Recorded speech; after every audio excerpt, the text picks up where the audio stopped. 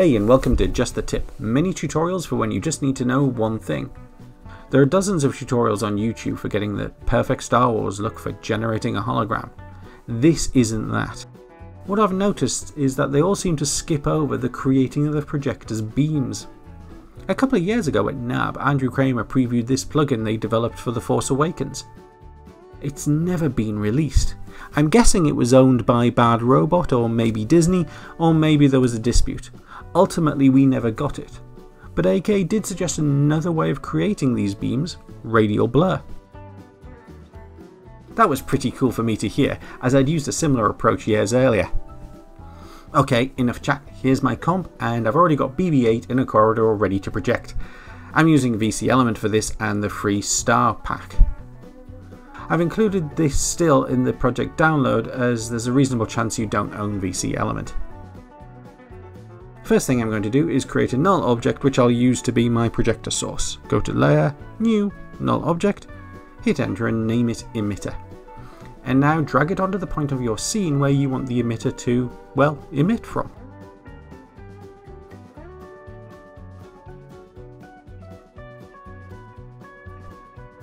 Hit P to expose the position keyframes, and now let's make our hologram.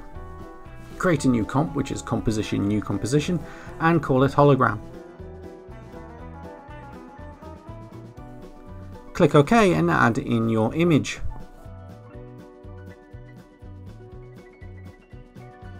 Now let's go to Layer, New, Adjustment Layer, and using the Effects and Presets search, look for TV. I'm going to use Bad TV 2. That's pretty good without me having to do a thing, except let's make it blue. Search for hue and add hue saturation.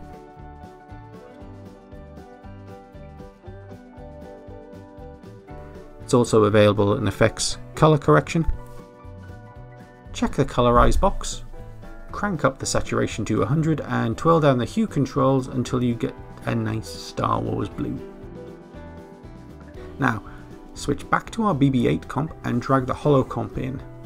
Set the transfer mode to screen, and then duplicate the layer by going to Edit Duplicate, and set the new transfer mode to Add. Now at this point, select both comps and hit P to see their position keyframes, and use the pick whip to link the bottom comp to the top one. This way I can move my hologram around and the projector beams will stay connected to it. You might just want to add a bit of random movement and you'll get to follow that. Parenting won't work for this, it has to be done using the pick whip. Now, making sure the bottom comp is selected, go to Effect, Blur and Sharpen, CC Radial Blur. Ignore Radial Blur and CC Radial Fast Blur. Alt-click on the center and paste in the expression from the description below. This gives us the global position of the emitter, no matter what our layer is doing when it's moving up and down. Now back in Effects Controls, set the type to Centered Zoom and crank the amount down to its maximum, -250, or minimum, or whatever it is. It's maximum minimum, -250. Then hold Ctrl and tap D on your keyboard to duplicate the effect. Change the type to Fading Zoom, and now hold Ctrl and tap D 3 more times. Now it's pretty faint, so let's add a glow, which is Effect, Stylize, Glow, and that's almost it. The blur doesn't quite make it all the way back to the projector, so let's hide this with a lens flare. Assuming you don't own a better lens flare option, let's create a black solid, Layer, New, Solid.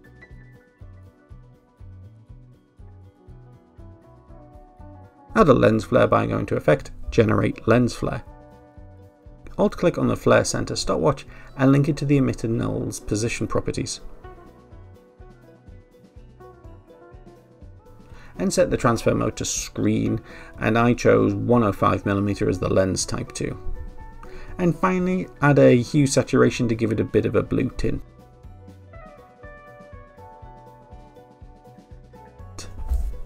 And that's the tip. It's not perfect. It's pretty render heavy and the beams don't make it all the way to the projector.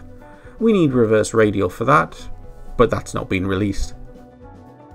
But what this does do is have your beams match the image and change as the hologram source does. So it's pretty cool really. If you like this tutorial and would like to see more like this, please let me know in the comments. But in the meantime, thanks for watching.